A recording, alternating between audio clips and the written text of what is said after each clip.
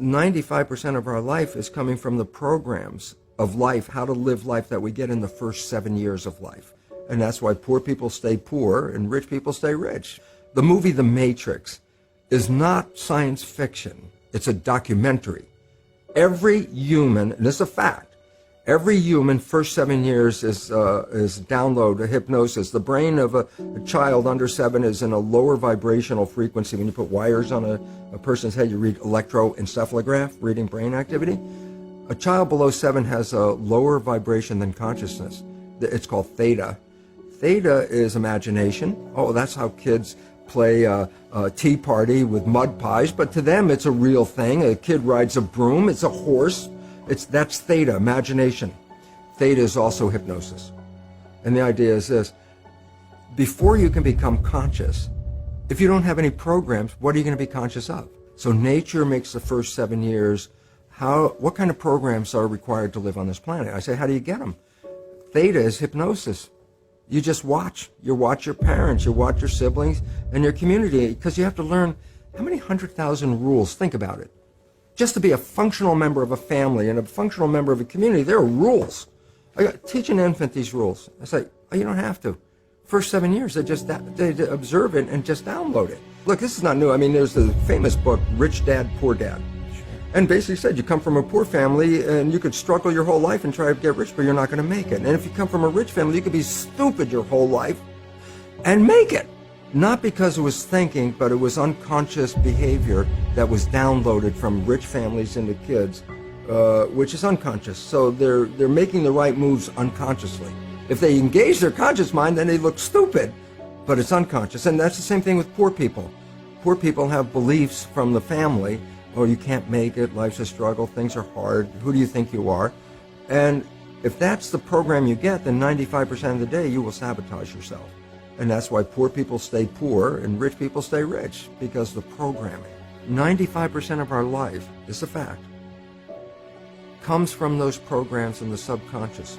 Every day, only about 5% of their life are you using conscious, which is creative.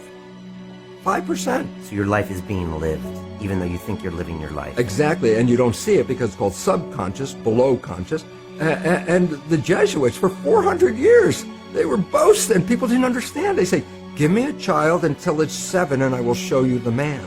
They've been saying that for 400 years because they knew 7 years was the program period. And 95% of your life after that will be whatever that program is. So you don't have to try and think about what happened. I just say, look at your life. The things you like that come into your life come in because you have a program that supports them. But anything you struggle with, work hard at, put a lot of effort into making it happen, why you're working so hard, inevitably you have a program that doesn't support that conclusion and you're trying to override the program. So you don't need to do a lot of shrink and psychology stuff. You just look at your life and say, where am I struggling? Because wherever you're struggling, inevitably it's a program in your subconscious that does not support that destination you've been looking for. The conscious mind is creative and can learn in any number of ways. Read a self-help book, go to a lecture, listen to this program, and conscious mind's going to get some awareness. And I go, yeah, but subconscious mind doesn't learn that way. I go, right, it doesn't. Subconscious mind learns in two fundamental ways naturally. Hypnosis, which is the first 7 years. And after age 7, how do you put new programs in? Repetition. Practice. You want to drive a car, you didn't learn how by just getting in the seat and put the key in. You had to practice driving the car. You want to learn the alphabet. How many times did you go from A to Z? Try to go to A to Z before you can complete it. And once you completed it, you didn't have to go back and do it again. So 2 phases. You want to train the subconscious mind? Hypnosis, repetition.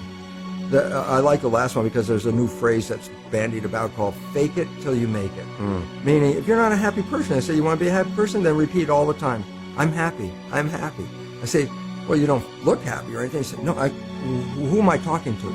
By repetition, I'm talking to subconscious. Okay. If subconscious gets, I am happy, and 95% of your life comes from that subconscious, there will be a point once the subconscious got, I am happy, you don't have to say it again. Okay. It'll be automatic. And that's why we see people do affirmations and gratitude journals and stuff, because if you do that daily... It's repetitive, and that's the secret part. Putting a sticky note on the refrigerator is more like a suggestion, but it's not a repetition. So it doesn't work very well. But you have to do, repetition is a habit. It's making habit. So you got to do something religiously in a sense of repeating it to make it work.